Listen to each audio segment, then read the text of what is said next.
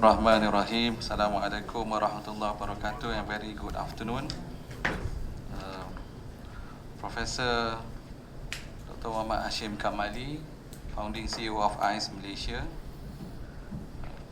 Our speakers, Dr. Daud Bachelor, who is our visiting fellow, but used to be our associate fellow with IAIS for quite some time. And Puan Intan Sadina Idrus, who is the curator of the Board of Malay Customs and Heritage of Selangor PADAT. Welcome everyone to our Research Fellow Seminar. And today, our Research Fellow Seminar is not as usual what we have been conducting. Normally, Research Fellow Seminar is just in-house among the fellows. But today we have a special Research Fellow Seminar whereby we invited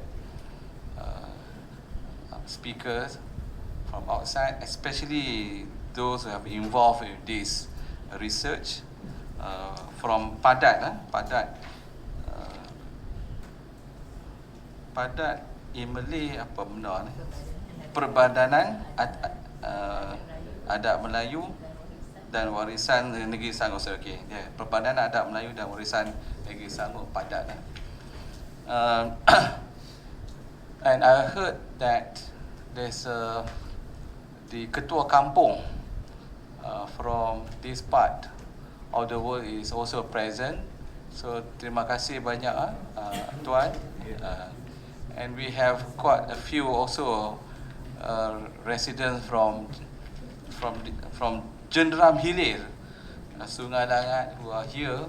Maybe they want to ask questions pertaining to the research we have been done by both of the speakers.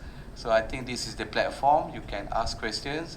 And insyaAllah, Tan Sri Arsyad Ayub will be joining us later. And also, I think he also would like to share his view on these particular things. The topic for today's discussion will be, is Jenderam Hilir, Sungai Langat, the earliest Malay settlement in Selangor? Adakah Jenderam Hilir, Sungai Langat penempatan Melayu terawal di Selangor? This is question mark because we really don't know. There is a claim saying that it is one of the earliest Malay settlement. But yes, of course, there was a settlement. But that we leave it to the both of the speakers to share with us with the discussion. Okay, I think I'm not going to introduce Dr. Daud because you have all the profile about Dr. Daud, but he is an Australian.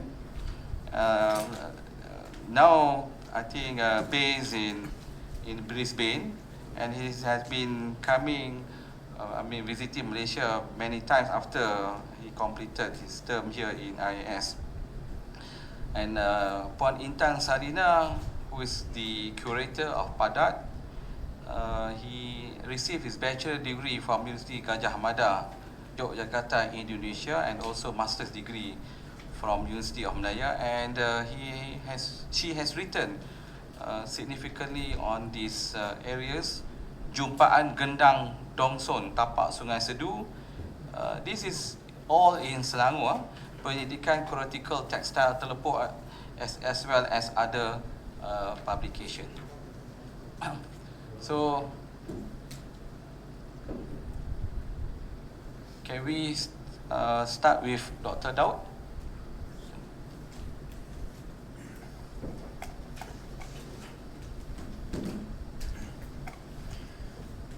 Bismillahirrahmanirrahim. Professor Muhammad Hashim Kamali, Professor Muhammad Azam, Puan Intan, honored guests and IAIS colleagues. Assalamu alaikum warahmatullahi wabarakatuh. This is a very nice development to be able to come back here after being involved in the discovery of this site 40 years later.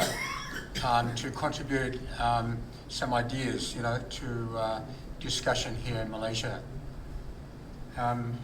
Saya baik bercakap dalam bahasa Malaysia, tetapi sekarang saya kurang begitu pandai untuk membezakan di antara kata bahasa Malaysia dan kata bahasa Indonesia. Jadi saya guna bahasa Inggeris sahaja supaya kefahaman di antara satu sama lain lebih jelas. Terima kasih. He was reading. No, but I wrote it myself, not my wife.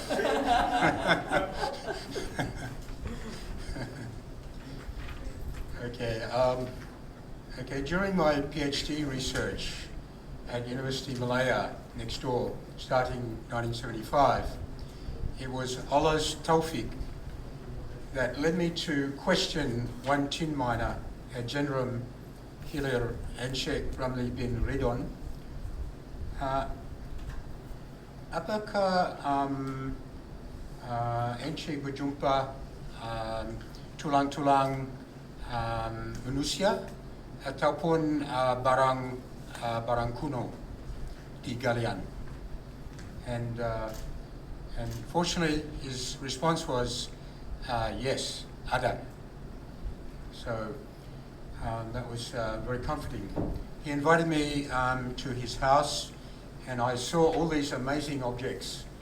I asked whether he could get more of these, and he did, talking to his mates, his friends.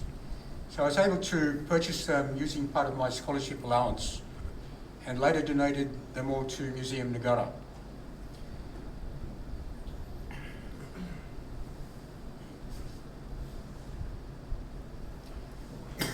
Okay, this is my photo actually. So, I give 10,000 ringgit to anybody who can prove this is not me. So the find was first made public by the Malay Mail in October 1977, and subsequently a centre spread article in a Sunday newspaper. I contacted Muslim Negara and asked if I could do the initial study, and the director, Encik Shahrum bin Yub, agreed and kindly provided me facilities at the museum, where I worked for 3 months and published the findings in the Federation Museums Journal, a special edition. This is part of the centre spread in Sunday, probably used Sunday Times, I think. A picture of Oswald Pereira there on the top right-hand corner, curator of prehistory, later led our team to the site and excavated some pits, which yielded more treasures. My credentials helped me to develop an informed view of the site's significance, since ancient environments are my speciality, and I publish widely on this topic, including on human origins. I provide here a most likely scenario according to my research as a quaternary geology specialist studying sea level and climatic changes in Southeast Asia over the past 100,000 years, as well as the archaeological literature. Also, the deep history, we can call it history, of its people are written in their DNA. It's a written record in your DNA. Has provided quite definitive information, and I particularly refer to an article by Noor Khalifa in 2016. So my aim is to give you the big picture first, which is the most probable theory, I believe, of how things develop. And then I will focus on the Jenderam Hilir findings. So this is just showing the Jenderam Hilir village,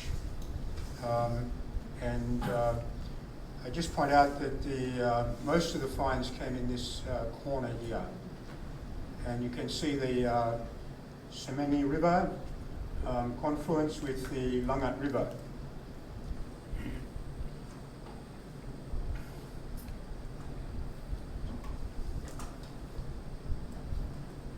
So this is a cross section of the exposure in the mine, and I just point out that the Neolithic objects are found in this flood sand, mud sands, big floods, pouring down those rivers and bringing those artifacts. And this is a smaller channel which developed since 2,000 years ago, and this is about the age of the incursion of the Proto-Malays and the Malays. Maybe the degree of flooding had reduced, perhaps.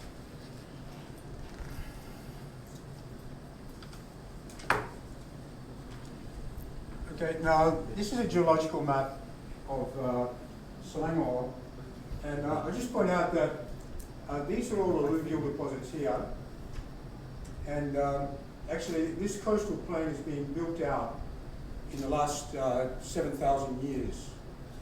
So you can see around Klang, for instance, the settlement there is like on the bedrock, the hard rock, not on the alluvium, which you get flooded. And also Denkil, Jenderam Hilir, is also on the bedrock, near the bedrock.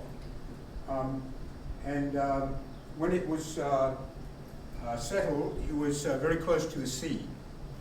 And due to flooding, this whole coastal plain has been moving west into the Malacca Straits, probably since Jenderam Hilir was first settled, at least 20 kilometres to the west.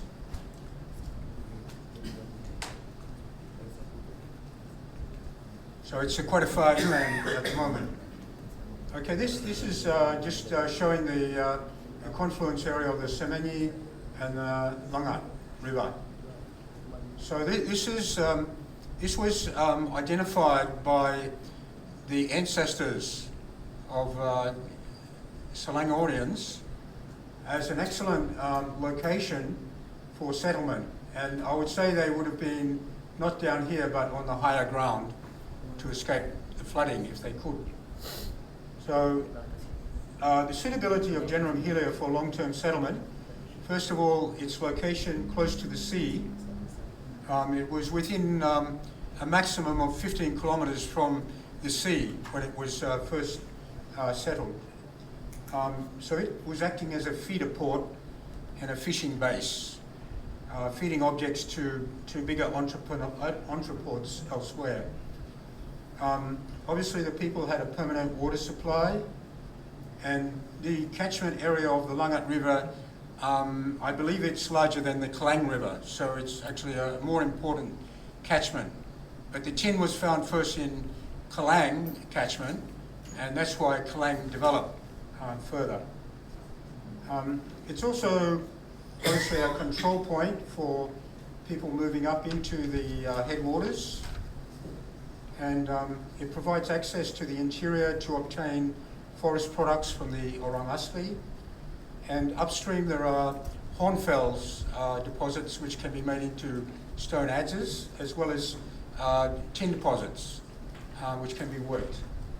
And so these are some of the good points of this particular site that engendered it to being settled by the Stone Age people originally.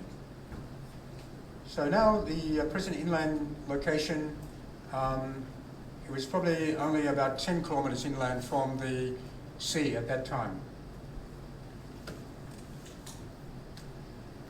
Okay, now this is a temperature curve of the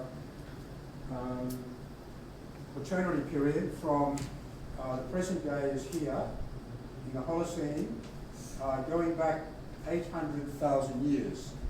So we're more or less just interested in this area here. And 120,000 years ago, sea level was about 5 meters higher than today. So actually, although this is a temperature curve, these are degrees Celsius, but it can also be considered like a sea level curve. So 120,000 years ago and today, sea levels were high, but from 120,000 years ago they dropped to 17,000 years ago, the sea levels were 120 to 140 meters below present sea level. And obviously this exposed the Sundaland continent.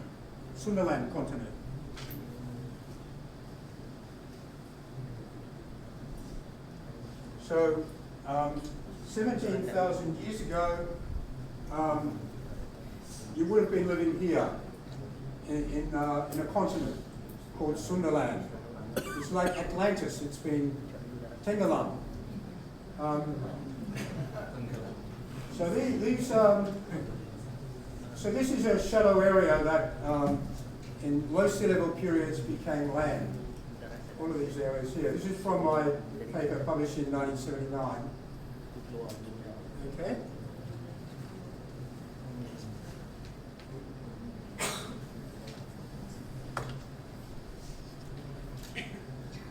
About 65,000 years ago, Adam and Eve appeared. And Adamic humans, in my view, from my research, Adamic humans appeared in Ethiopia or Southwest Arabia. And they had a high level cognition and language ability. This is the Australian Aborigines left Africa shortly after and travelled very quickly eastwards along the coastline. They stuck to the coastline and they passed by Indonesia without stopping into Malaysia, and they ended up in Australia crossing sea areas of a minimum distance of 70 kilometres. So they're also seafarers. And I believe they were seeking the source of the rising sun that was spurring them on. Global sea levels were low and the climate was cooler and drier. They followed the western coastline of the exposed Sundaland continent, arriving in Australia 60,000 years ago. Now, around 50,000 years ago, a Negrito group left Africa and travelled more inland. So they came through here and they went inland into maybe as far as Central Asia. And they met Denisovan people who are related to Neanderthals. They then turned south. I don't know whether it's too cold for them or they weren't too keen to engage the Denisovans more. And they headed south, arriving in New Guinea, spreading through Southeast Asia and arriving in New Guinea about 40,000 years ago. And they have a high 6% of their DNA is Denisovan. So in Malaysia, they are the Semang. And the representatives of these people are the 37,000-year-old skull found in the Nia cave in Sarawak and the 10,000-year-old Perak man. They were adapted to living in inland forests, not coastal, they were inland. They lived in caves, and they also probably represent the Holbeinian hunter-gatherer culture.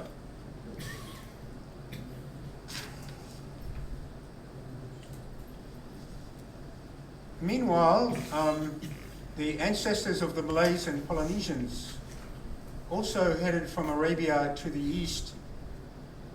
So coming from the location of Adam and Eve's progeny, they moved east. It seems they were also coastal people. And they were moving about the same time as the Kaima people and the Mon from Myanmar, who were more inland people.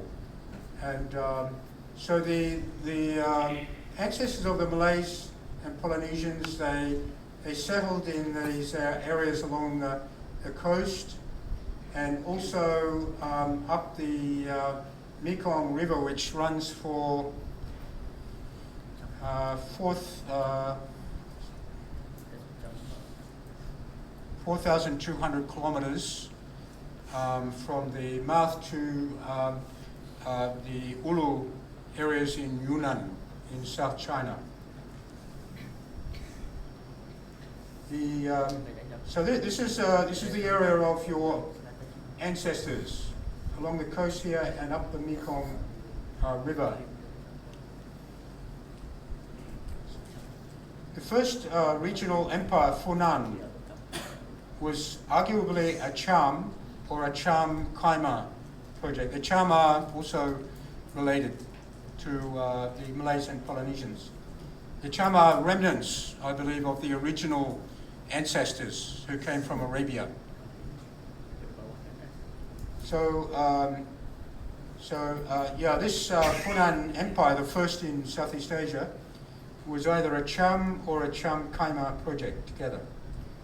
The Kaima people were more land people compared to Malay Polynesians, who were water people, living along coasts, lakes and rivers.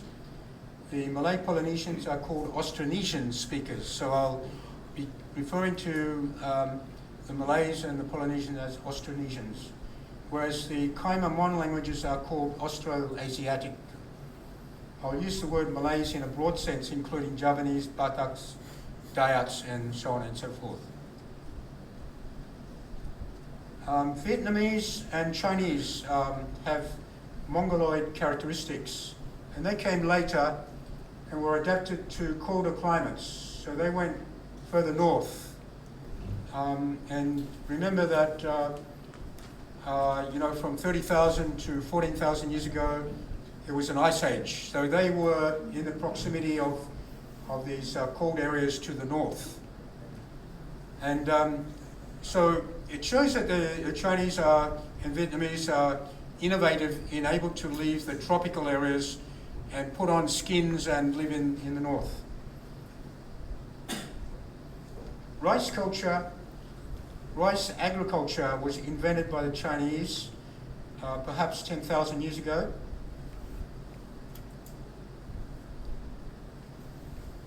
10,000 years ago. So conditions were ideal for food production, and the Chinese population expanded or exploded rapidly based on this agricultural practices. This expansion pressured the Vietnamese, who were further south, to move further south, and also affected the Austronesians, who had to move further south as well, and east as well. So we'll just go back. So the Malays, who were probably up in this area, they were probably even in North Vietnam, occupying North Vietnam.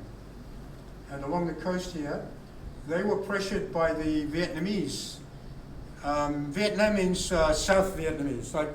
So the main Vietnamese were north. And as they moved south, they made a new term, Vietnam, the South Vietnamese.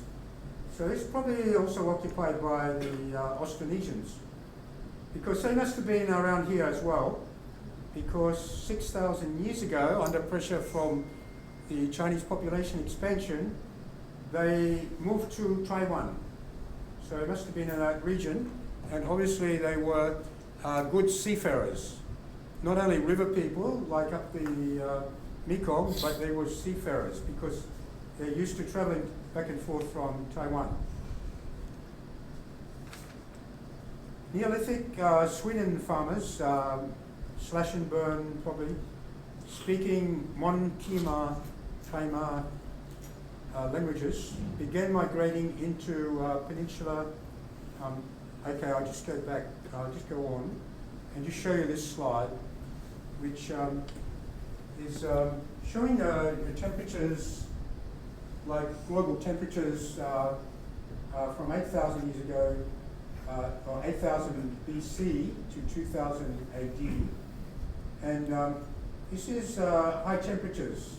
There's a temperature anomaly which gave the Chinese the ability to expand their crops and produce a lot of grain. So this is why the Chinese population was expanding at that point that I spoke about.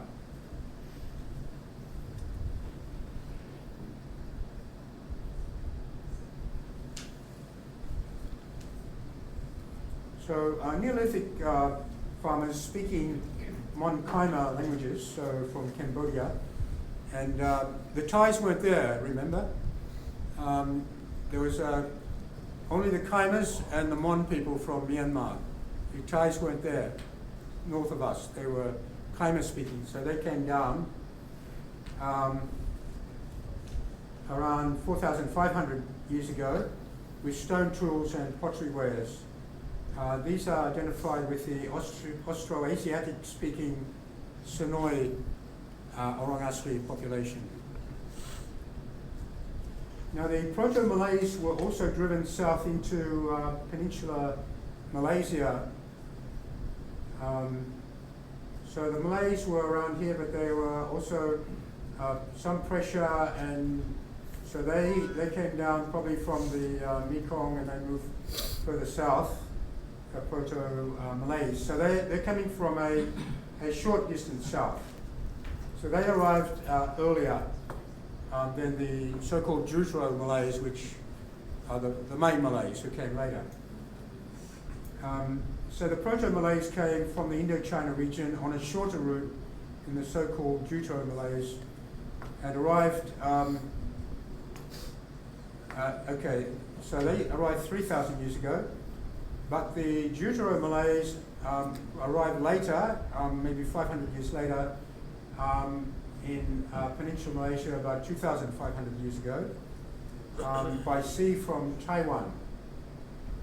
Because they're involved in these amazing sea voyages.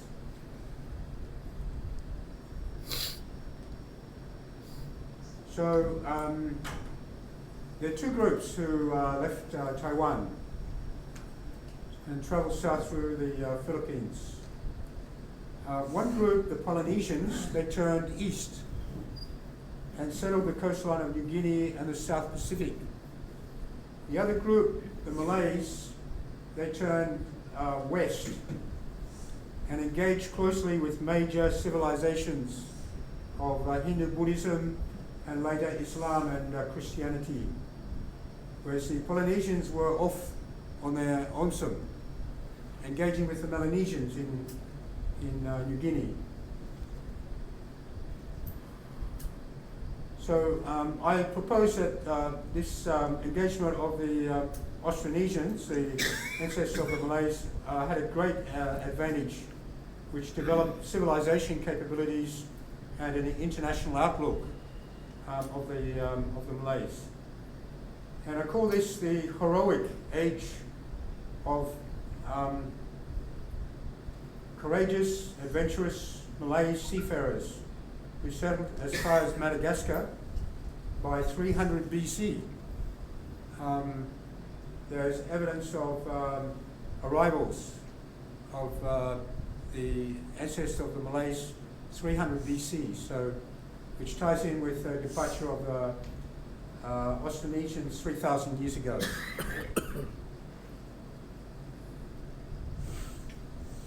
It is even possible that in the Indian Ocean here, they met with Greek boats of Iskander, Alexander the Great, who was plying the northern coast of his military campaigns at that time. And Alexander was active at that time from about 336 to 323 BC, so it's about the same time. I'm not saying they did, but it's a possibility. So Malay arrivals populated the coastal and riverine areas that generally didn't have prior settlement. Or if there was, they would cooperate. But the previous peoples in Peninsular Malaysia were living in the interior mainly, although there were the Monkaima early agriculturalists of the Sungai. So they were maybe living near the coast. But I guess the Malays seem to have preferred not to settle where already other people settled. Malays bought their goods and traded them to larger entrepôts. Peninsular Malaysia is one of the few places where Austronesian settlers, including the Malays, found Austroasiatic speaking agriculturalists, the orang asli, in prior occupation and cooperated. Virtually no Austroasiatic speakers were in Indonesia, so it seems that the Malays introduced Neolithic technologies into Sumatra and Java. Coastal Indonesia was relatively uninhabited and so was open to the Malays to settle, using Malay in the broad sense, of course, including the Javanese and others. So these ancient Malays seem to have acknowledged as sort of PADAT law that the person who utilizes the land first has the ownership. So they don't want to shift away people who are already in occupation. And this is probably why the Malays did not settle in the northern parts of Australia, because coastal Aborigines already lived there. Due to the advantage of fertile volcanic soils, large populations developed in Indonesia rather than in Malaysia. The Cham people in the Mekong River area are the remnants of the original Malay ancestors' migration from Arabia, the Malay Polynesian ancestors. So they stayed put virtually. They didn't move. The Champa Empire existed from the 3rd to the 15th century after Christ. So the first major empire, the Funan Empire and Kedah, previously controlled the portage trade across the Isthmus of Kra from 2,500 years ago. But this declined in the 7th century. So across here, so this was controlled from Funan, somewhere in the Mekong Delta. And Kedah was part of this because the Indians would bring their goods here and they would be carried overland to the South China Sea, and then the Cham Kaima people would then distribute them up to China. So Funan was the first empire. From this, but it declined from 2,500 years ago. It declined in the 7th century AD. From the 7th century, the Malacca Straits became an important maritime trade route. In the state of Sriwijaya arose in present-day Palembang, a successful Malay state, and became a major entreport between India, Arabia, and even Europe and Africa and the West, and transshipping goods to Southeast Asia and China. So Sriwijaya was an entrepot. Before people sailed all the way from Arabia to China, they would deposit their goods at Sriwijaya, and then Sriwijaya would take to China. And my wife tells me that Palembang people look very Chinese. So they had a very, very close relationship with China.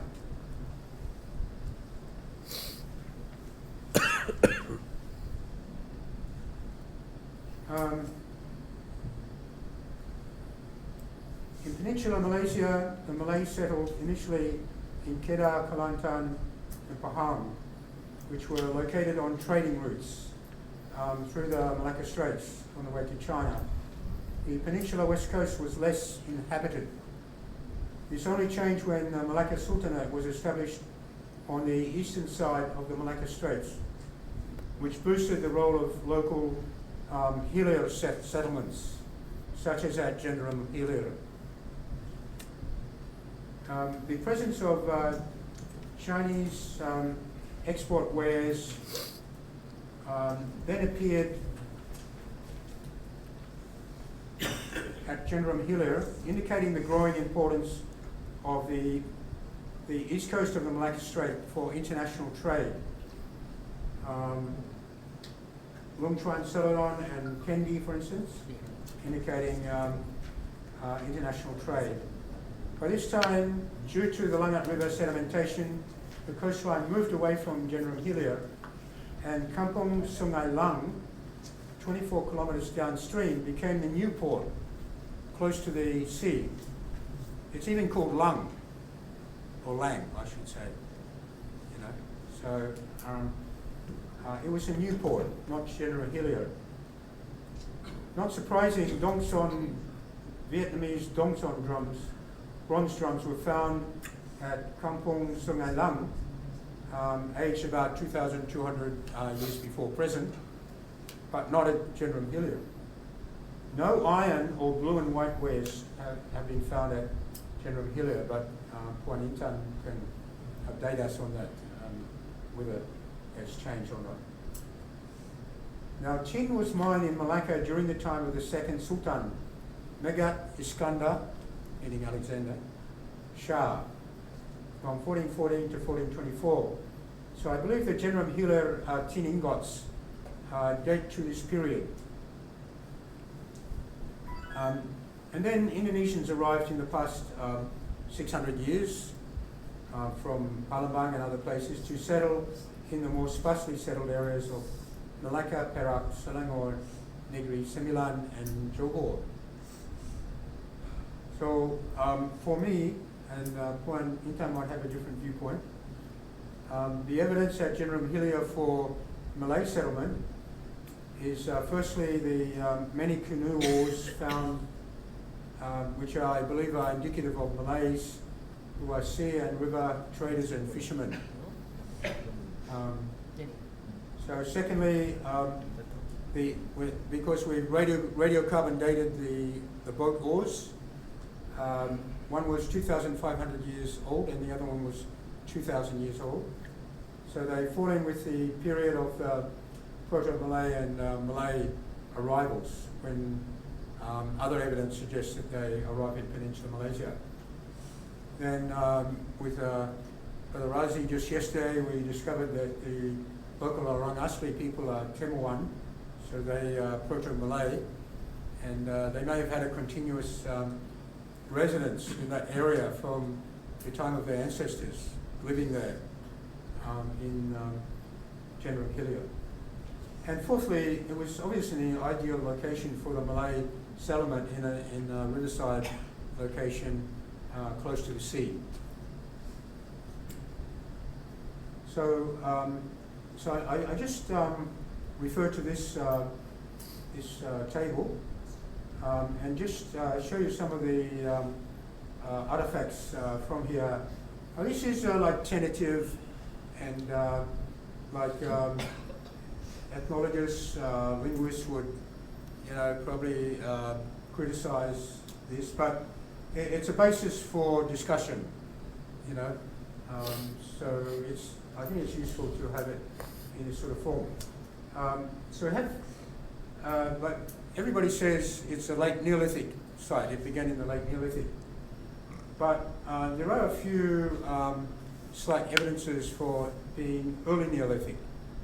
And from my research, we have this flake tool, which is found in something similar to that has been found in the lower layers of cave excavations in northern parts of Peninsular Malaysia, in the base of the Neolithic.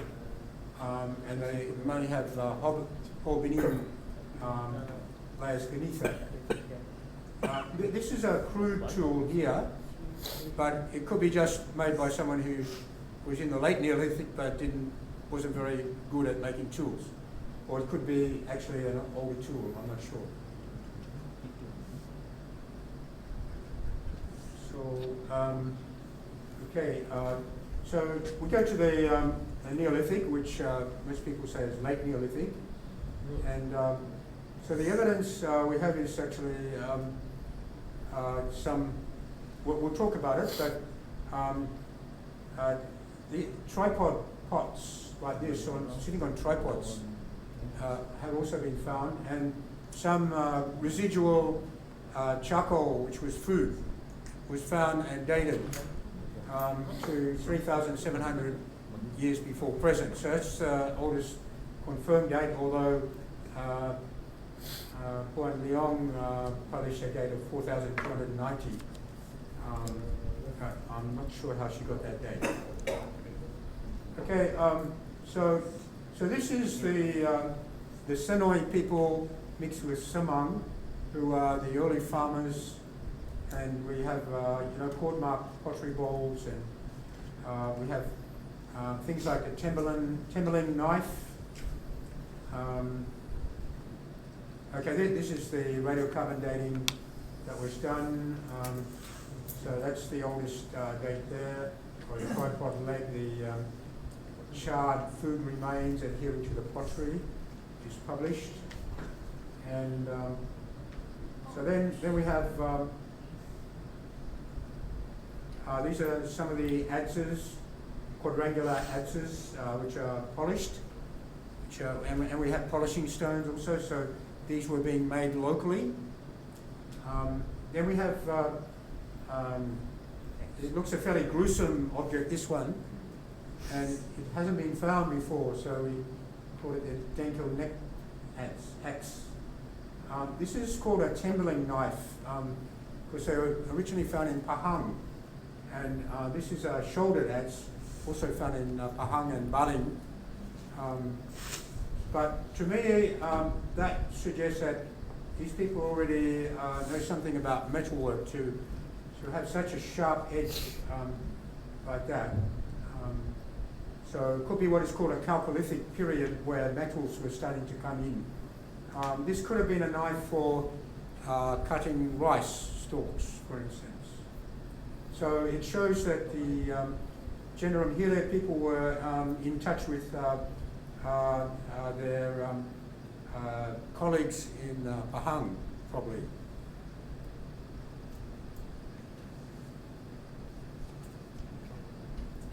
So this is probably settled between 3,000 and 400 years ago, the previous photographs.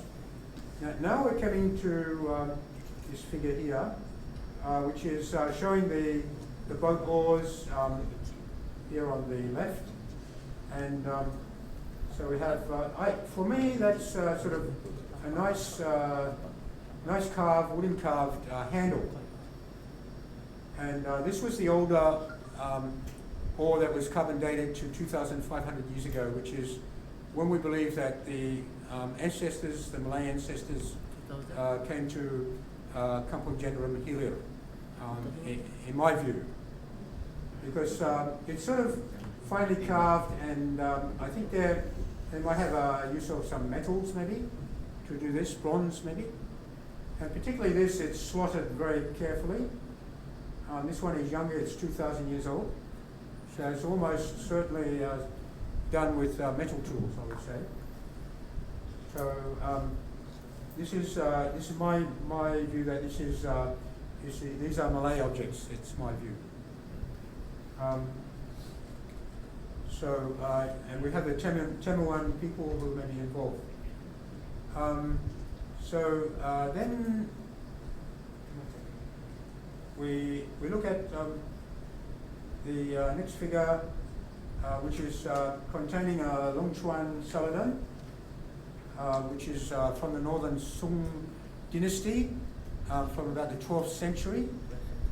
So this is a Chinese export ware. This is a candy which could have been made in Peninsular Malaysia, but is influenced from Indian models where metal candies first appeared in India. So this is maybe from the Iron Age, but as I said, there's no sign of iron tools in Jenderam Hilir, but there is in Kampung Sungai Lam. And then we come to the Malacca Sultanate. So we have migration from Indonesia, and we have the tin ingots here. And so during Iskandar Shah's time, tin was discovered in Malacca, and tin was mined at Kanaboy and Negeri Sembilan, and there was tin in the headwaters of the Langat River.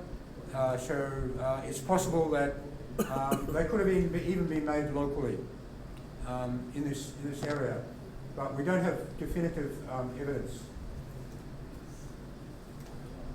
The bronze bowl is considered to be maybe Iron Age, even though it's bronze, because it has a lot of lead in it, and according to experts, that suggests a younger age. Allahu Alam.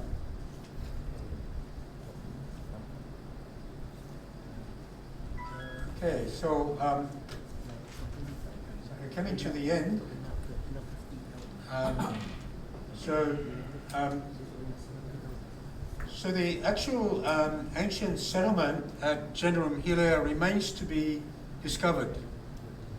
I suggest the use of metal detectors and test pitting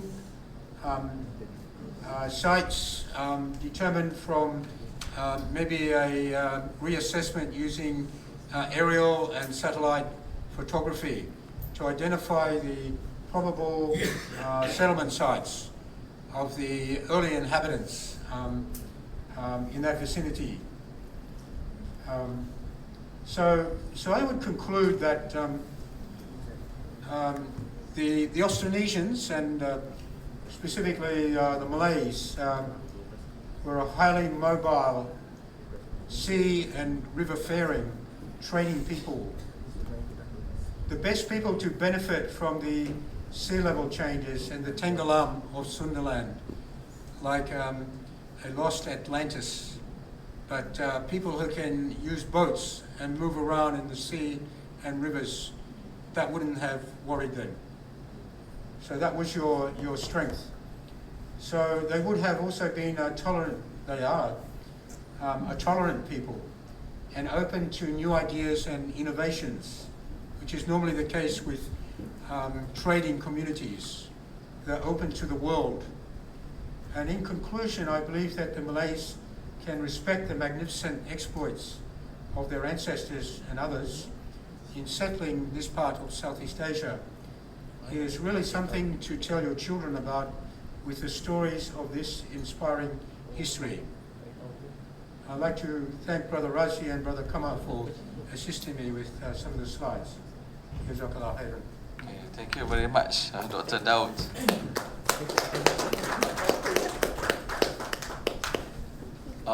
I think Dr. Daud's argument stays firm that Jenderam Hilir, the settlements were Malay. That's what I can say in the conclusion. And you have mentioned Sunderland, this part. But maybe during the discussion, I want to know where this Nusantara terminology came, in which part in this development, this Nusantara terminology or term came about. Because we are now used to have before, during the discussion in the history books about this part of the world called Nusantara, perhaps so. Okay, let's us move to the second presenter, Puan Intan Salina, who is the curator of Perbadanan Adat Melayu dan Warisan Negeri Selangor.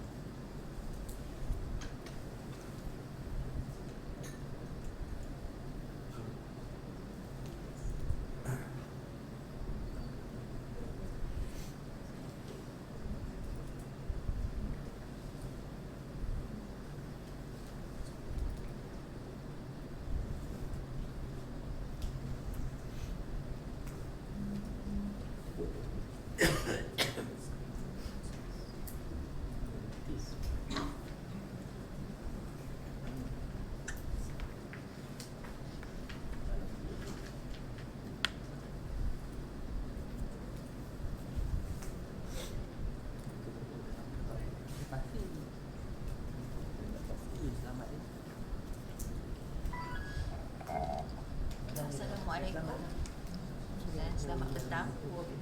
Saya Intan Salina Idrus daripada Perbadanan Adat Melayu dan Warisan Negeri Selangor. First and foremost, I would like to thank IAIS Malaysia for inviting me to present this paper.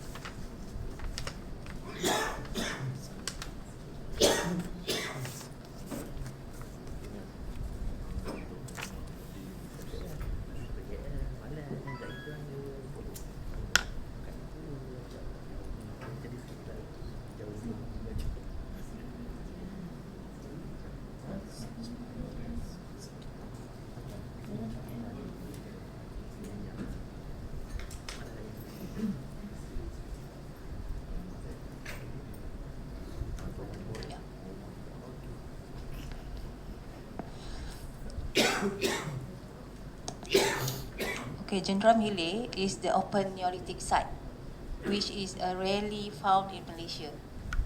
This is because open site at Jenderam Hilir may considered as a settlement site, while most of the Neolithic sites found in Malaysia are located in the limestone cave. For example, Kota Tampan Perak, Bukit Jawa Perak, Bukit Buno and Kuala Selinsing, and others. So previous research actually Jenderam Hilir has been conducted on the archaeological remains in Jenderam Hilir by Bachelor and Leong Sao Heng, and then Leong Sao Heng collaborate with Jabatan Museum Negara. Then based on the major research, Jenderam Hilir has a great significance as the major archaeological site in Selangor. So Bachelor, he said Jenderam Hilir has the potential for further prehistoric settlement study which currently has not been found yet. Then based on Leong Sao Heng, she said that based on findings, Jenderam Hilir was occupied in the late Neolithic.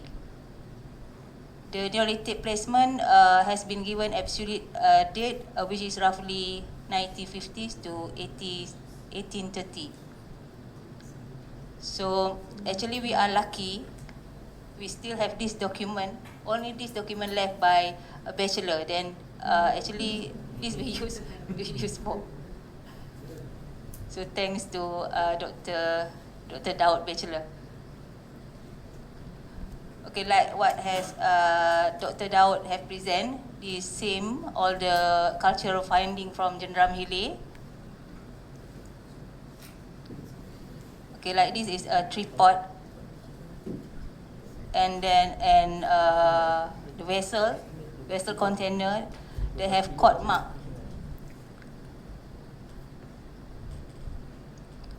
And this also various finding from Jenderam Hilir. Okay, archaeological finds on the site provide evidence the existence of a Neolithic community. This society practiced a more sedentary way of life. The existence of permanent settlement is evidenced through the discovery of artifacts such as stone tools for grinding and punching works. Based on archaeological finds in the form of ceramics and bronze ball, it is possible that there was a trade relation between Jenderam Hilir and Bujang Valley in Kedah.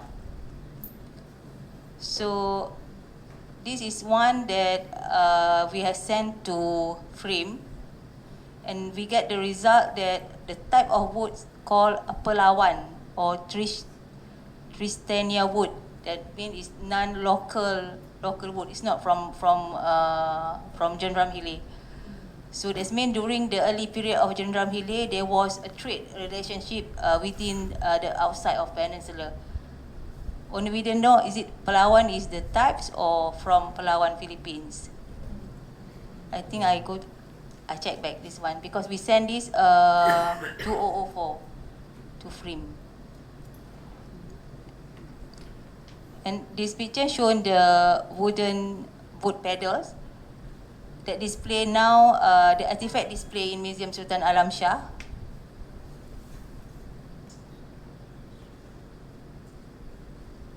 So the stone tools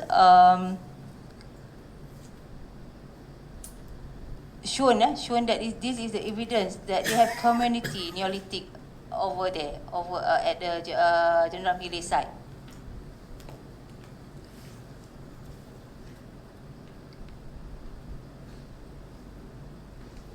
I think the same with Dr. Daud. Then, so this is also a new findings. Based on Leong and Chia, they also send the clay and the sample from the pottery. The pottery is made from the local clay. That means from Jenderam Hilir. That means people on that time they manufactured the pottery. It's not bought from outside. And then for the tripod legs, that is one of the data because the tripod lakes only found in Peninsular Malaysia and southern and western Thailand. In other Southeast Asia, we didn't found this. So this two is very important data. And this also, like Dr. Daud has explained. And this is tin ingots. And this another, the various of the tin ingots from Jenderam Hilir. Also in Museum Sultan Alam Shah. Okay, this is the concentration of archaeological finds by Bachelor, 1977. Based on this map, actually we focus on this area, on the actually this area. Okay. Then this is the current site after 40 years. Okay. Lombok mine.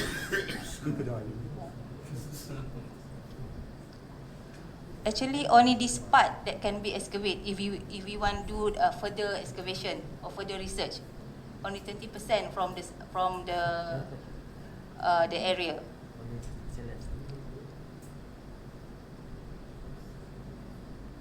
Okay, this is topography 20 meters from sea levels. So from here we see that you can see this one. Okay.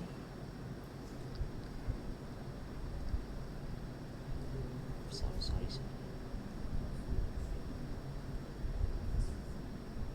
Thank you.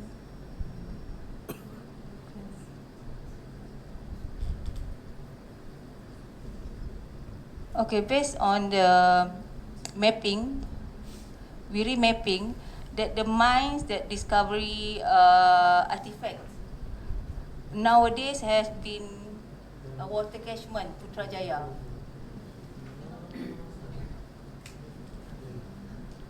So nothing can be done for further research on this site. Only the yellow one, we focus at this area.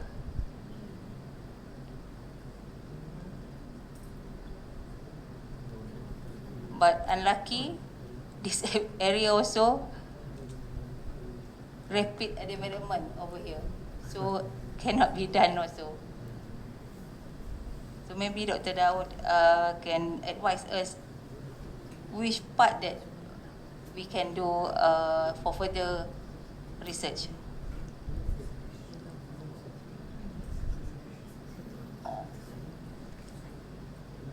So this.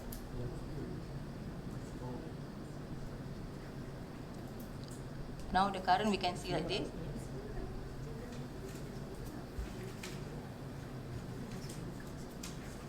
So the conclusion from our survey that the Jenderam Hilir prehistoric site has greatly changed due to the impact of mining and construction of the water catchment areas, as well as the physical developments. Research, especially for archaeological excavation on the site, is probably discontinued due to the following factors. First is the geographical condition in the area has changed. And second, the safety level of excavation sites is not secured due to the mining activities. And the third, percentage of site that can possibly excavate is only 20%, and probably artifacts discovered is not in situ. That is from archaeology view. So that's all what PADAT have done. And I think I'll be back to the channel. Okay, thank you. Thank you very much. Terima kasih Puan Intan. So I suppose they got to give credit very much to the then Brian Bachelor. Now it's the Dr. Bachelor with regard to the findings, and then from there certain developments of research have been taking place. Quite sad that it happened to our country. I think rapid development sometimes have erased new findings or research on this, what we call it, this ancient place of this. But for Dr. Daud, it's early Malay settlements. But whatever it is, I think we can consider it as one of the earlier settlements in Selangor. Maybe, no, not even. So, there's two arguments, yeah. Point in time said it's not also an early settlement in Selangor, but perhaps that would be, we open for discussion on that. Okay, with that, I give an opportunity to everyone, maybe to comment, to pose questions, or to criticize of the findings of the two of the presenters. Okay. Yes. Please mention your name or whether you affiliate with any organizations or on an individual basis, and please be precise. Sure. Assalamualaikum and good afternoon. Just now, Puan Intan have mentioned, before that, my name is Vikar Ahmed bin Muhammad. Puan Intan just now have mentioned regarding about the Bujang Valley.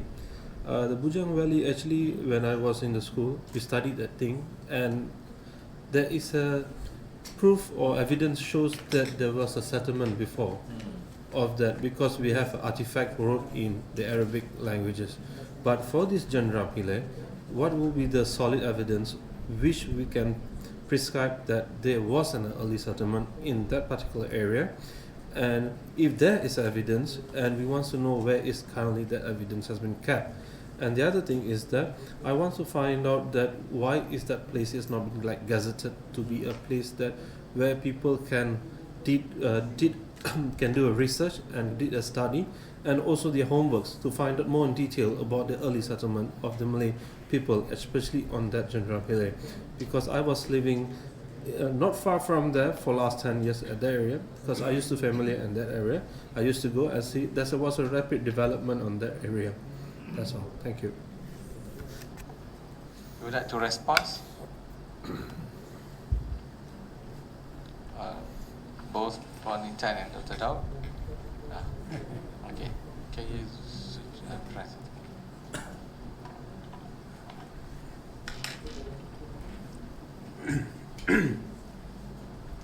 Yes, well that is a remaining issue, that the actual settlement hasn't been located. But nevertheless, there is the evidence that the pottery was made locally, pottery bowls, as well as the stone tools. Many of them were being made locally, and we have grinding stones for the tools. So, and basically, the material that we got was from flood deposits. So, these people were living beside the Sungai, the Sungai and the Langat, and maybe at the same time they were cutting trees for agriculture, and so it caused erosion, and reducing the vegetation would increase the runoff whenever it rained. So it'd be a lot of erosion, a lot of material brought down, and because the water doesn't soak into the ground but it runs off more quickly, it causes floods. So people were affected by the floods, and they were overwhelmed by the floods, and they lost a lot of their possessions. But it's a good thing that we didn't find any bones. They must have saved themselves at that time. And I don't know, Puan Intan might know better than myself on up-to-date, the latest publication about Jenderam Hilir and its significance, that people can do homework and find information about that from more recent interpretation from my time. Puan Intan? For further research, we only focus on artifacts. Artifacts, because all the artifacts now kept by Museum Sultan Al-Sham. So, based on the artifacts, that example like a wooden pedals, we send to frames, and we know that the types of pedals, and then actually PADAT is going to mapping for this early settlement in Jenderam Hilir, but not early settlement. No, early settlement. Yeah. Thank you. From that material that sent for the lab, can you identify that how long was the material and where that material come from, and the design of that material, is it similar to the design was previously found for? We're not done yet. Or Yeah. Just only the wood pedal we sent, but the others still we didn't. or Yes, Dr. Daud? I just would like to highlight an important finding of Puan Intan that she mentioned, and that was that one of the wooden boat oars was found to be made from wood that is occurring in Palawan in the Philippines. So my interpretation of that is that that supports the out of Taiwan theory of the origin of the Malays coming to Malaysia, and this was actually so this is for me that is evidence that these are the Malays who are coming from the Philippines and they're settling in Selangor. You know, they're not. It's not people in Selangor trading with the Philippines. This is exactly what is expected from the theory, which is also indicated strongly and by the genetic evidence of the Malays, that they came on a route from the Jutro Malays, the later Malays. They came from Taiwan through the Philippines and scattered all over the Indian Ocean and Southeast Asia. So that is a difference of interpretation, but I would say that finding, which is wonderful, is actually confirming the out of Taiwan and out of Philippine origin for people in this part of the world. You know. Any more questions? Kalau ada yang nak bertanya dalam bahasa Melayu, tidak keberatan, saya boleh terjemahnya kepada Dr. Daud. Oh, Dr. Daud pun boleh faham. Okay, yes, please. Assalamualaikum. I'm Rafida. I'm a resident of Jenderam Hilir. Just curious coming here. This is quite new to me, studying of the artifacts. I guess that's how you study origins of people settling in the country. I assume that. But however, I'm just curious to know, when Puan Intan said that it's not Malay settlement that you're studying, but you're studying early settlement, so does that mean that it can be non-Malay that settle here first? That's one question. Another one is, if we just look at artifacts, do we look at genetics of the people? When there are orang asli there, can we study them, their genetics, whether they have, genetics from the Palawan people or from Taiwan?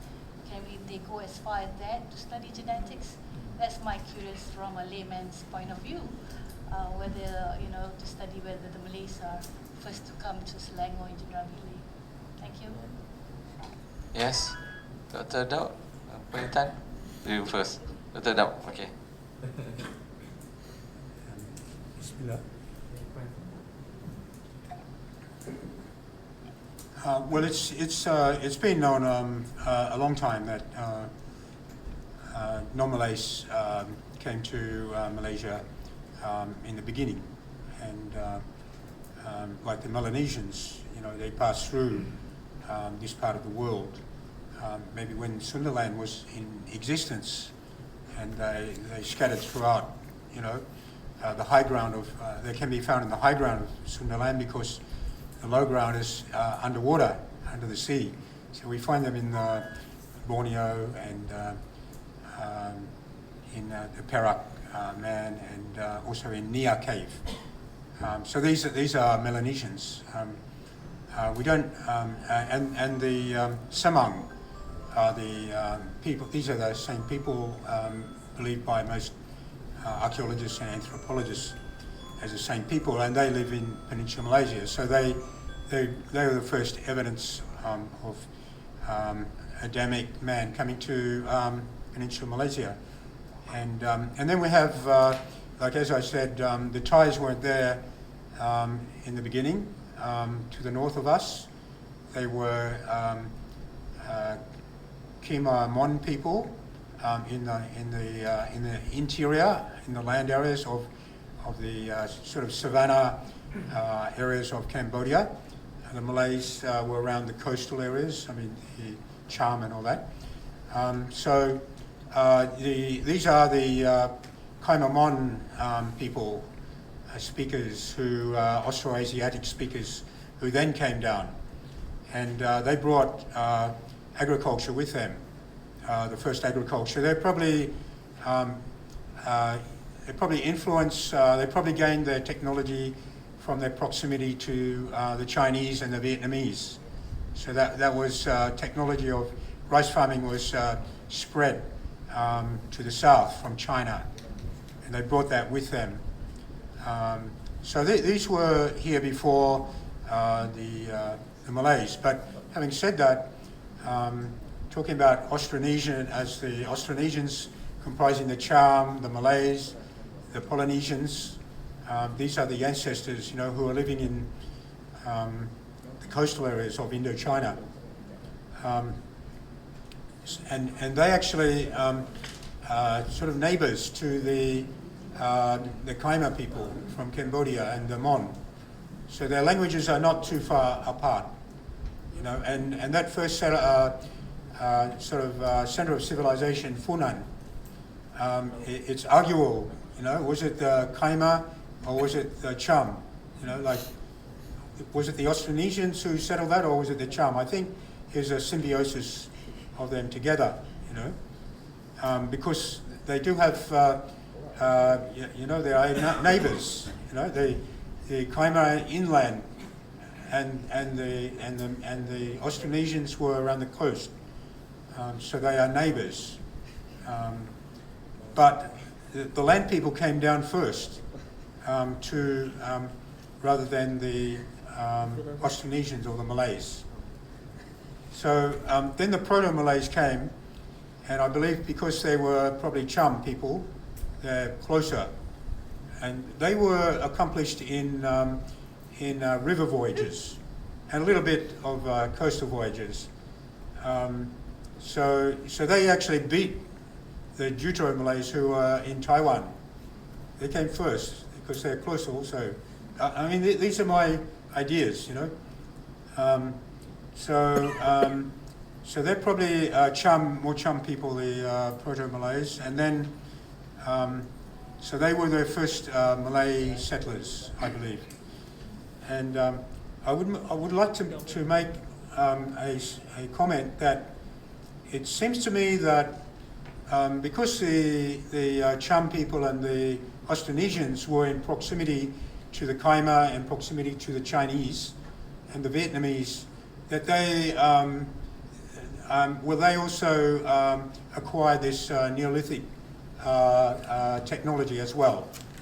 So they came with a Neolithic technology as well, I believe, and they actually spread it to Indonesia because it wasn't the Khmer people who took the Austroasiatics who took it to Indonesia, except maybe in Aceh, but not, and the Bataks maybe, but not the rest of Indonesia. So it's the Malays who took it to Indonesia. But by the time of the Deutero-Malays who came from Taiwan, Philippines, they also have a metal technology, which they use, but maybe because they're far from their homeland and from Taiwan and China, they weren't able to make initially bronze metal objects. So you only see evidence of the Neolithic Stone Age, even though you see their boat oars and things like that. So that would be my interpretation.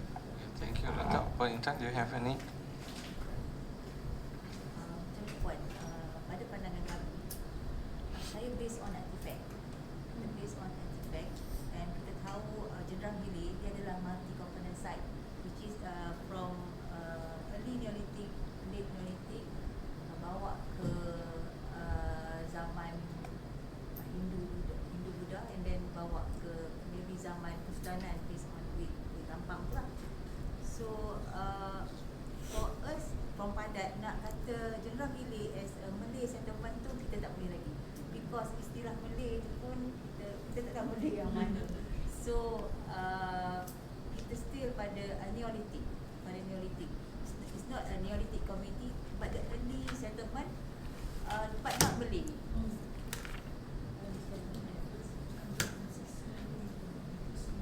Yes?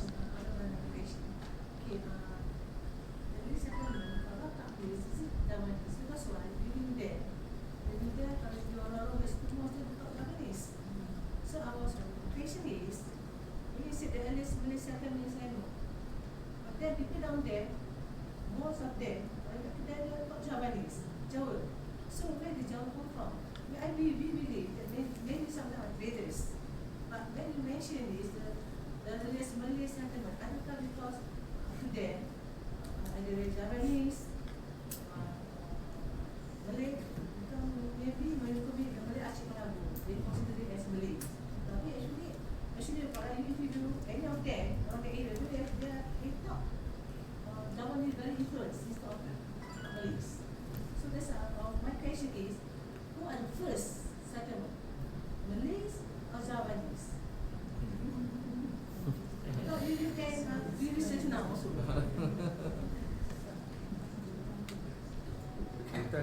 Do you have anything to respond? So actually kita kena faham dulu terminologi Melayu tu apa kan. So from orang arkeologis kami tak melihat pada terms tu, kita lihat pada artifacts. So that's why kita kata the early settlement in Jenderam Hilir, but kita tak mention Malay ke apa, because Malay tu pun spectrum limiting to maybe Dr. Daud, your terms for Malay. Yeah, that's right. I think it's it's important to use the right terminology, and so I would sort of take the view that it's we need to like expand the horizons and acknowledge actually that the Malays are part of, even used in a sort of generic sense to include Javanese and Bataks, are also only part of the whole, that they are part of the Austronesian language speakers, and that other members of that group are the Cham and people living in Yunnan, I understand, and Annam in North Vietnam, and also the Polynesians. But the Polynesians went their own way early on, so you might want to differentiate from them. They have their own history, but I believe that the Austronesian speakers in Southeast Asia are a group together. And are you calling the Cham Malays? I think you can call them Austronesian speakers. You can talk, I mean, in 7th century Palembang, right at the beginning of the development of Sriwijaya, there's a stone with an inscription in, is it Pala script, I think it's called, which is a Cham script, you know. So like Cham and Sriwijaya, you know, they're basically the same, cousins, So, I'm pretty sure if you like to use the term Austronesian, that from 2,500 years ago, we have evidence of a Austronesian settlement at Jenderam, Hilir. So no more Malay settlement, huh? But in Selangor, it's not only in Jenderam, many part of Selangor they are full of Javanese. So in that area, Dengkil, throughout Selangor from the coastal areas up to that, I think Sepang, Dengkil is all full with Javanese. I don't know whether they are the origins or what, but of course, makan tempe is the must lah. Okay, anyone else before we close the sessions? So we have two different school of thought here, perhaps, but the residents from Jenderam Hilir, they have their own school of thought as well.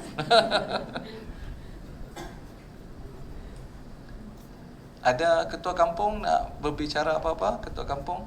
Kalau ada, boleh. Nak bahasa Melayu pun boleh. Ketua kampung.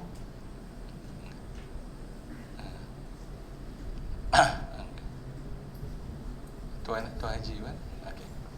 Is that the... Assalamualaikum warahmatullahi taala wabarakatuh. Jadi apa yang berlaku yang di Jenderam Hilir ini, pasal apa saya lahir di sana. Jadi kawasan yang di Teroka itu pun saya masih tahu lagi kawasan. Jadi kawasan di Teroka yang dapat hasil-hasil ini adalah selepas banjir besar tahun 71. Bila penerokaan buat lombok Biji Timah. Jadi kawasan itu adalah pertemuan antara Sungai Langat dan Sungai Semenyih. Jadi kawasan itu agak luas, kan? Jadi kawasan yang ditemui bahan-bahan artifak apa ni adalah berhampiran sama kawasan kampung. Jadi saya rasa kalau ikut pertemuan tu dengan pendayung je dengan itu adalah sebenarnya Jenderam Hilir ni mungkin kawasan laluan pedagang. Pasal apa? Pertemuan antara Sungai Langat dan Sungai Semenyih. Pasal apa? Bila banjir besar, pertemuan antara Kuala Semenyih dan Langat akan berubah. Jadi kawasan ni akan jadi tanjung-tanjung, kan? Jadi ada bekas sungai mati. Lepas tu, jadi begitulah keadaannya. Sekarang ni pun kalau tengok pun sekarang ni bekas sungai mati lama tu pun ada lagi yang tinggal lagi sebelum dibuat lombok.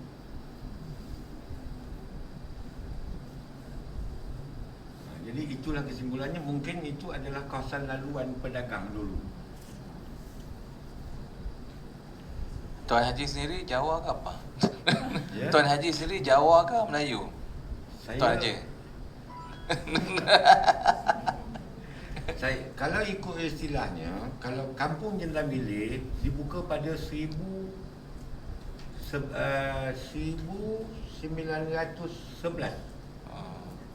Masih. Keluaran tanah dia 1913. Tulisan Jawi lagi tu saja. Itulah Jenderam Hilir dihuni oleh penduduk Melayu tahun 1911. Okey, saya faham. Jadi Tuan Haji dia Melayu, bukan Jawa. Okay, so that will be something quite interesting from the head of village or ketua kampung, saying that there is a possibility that there's a traders happened in that because there were two rivers, Langat and Semenyih rivers met. It's like in Kuala Lumpur you have the Gombak and the Kelang River met. So this is something also happened in that area, and I think because of the big flood that took place in 1971, that I think the artifact were found. So I suppose that would be the last comments. Oh, Dr. Razi. Okay, considering on the importance of Jenderam Hilir, so is there any plan from PADAT as the one who's taking care of the heritage of Selangor, to perhaps there's one suggestion to put a special signboard, like Dr. Alino said that there should be a special signboard saying that this is an important, a site for our history, and also what will be the next plan, maybe the next excavation, because as Dr. Daud said that Kampung Jenderam is the confluence of Sungai Langat and Sungai Semenyih, and maybe perhaps the artifacts actually came down from the upstream, so maybe the excavation should go, upstream. So what would be the next plan by PADAT? Thank you. Thank you. For signboard, actually, we request to Majlis Sabang, but until belum buat lagi lah. So and then for further research, since I met Dr. Daud, maybe we can plan for next research because actually we have budget for this Jenderam site, but after the first survey, since we see it's unsafe for us to further research, so we stop it. So maybe after this, PADAT will contact Dr. Daud. So there's no plan to have this board at the site saying that any plan to gazette that area. So Gazette that is under Jabatan Warisan. I know, but there's proposals. We propose already. Oh. And then for signage, we send to Yeah. request to Majlis Perbandaran. You know, it's quite sad to have these things happen in Malaysia, but maybe in the other parts of the world, in developed countries, they will not allow any development to take place. But in Malaysia, anything can happen. Malaysia boleh. Okay, with that, I think I would like to thank again Puan Intan and Dr. Daud for sharing their thoughts on this. Jenderam Hilir, I need to confess, my wife is from Tanjung Sepat, somewhere not far from this place. But Jenderam Hilir is something new also for me. When I say Jenderam Hilir, kat mana ni, tang mana ni? But it's something that I also learn something. But I know Sungai Langat, but Jenderam Hilir in particular would be something new for me. Okay, I would like to call upon Prof. Kamali to give a token of appreciation to Puan Intan from PADAT for sharing us with this Jenderam Hilir settlement.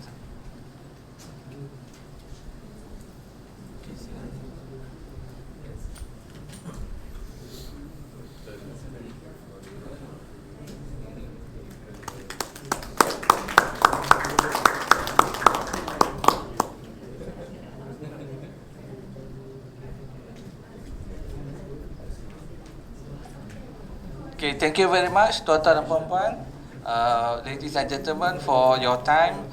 InsyaAllah we meet again in our next event. Assalamualaikum warahmatullahi wabarakatuh.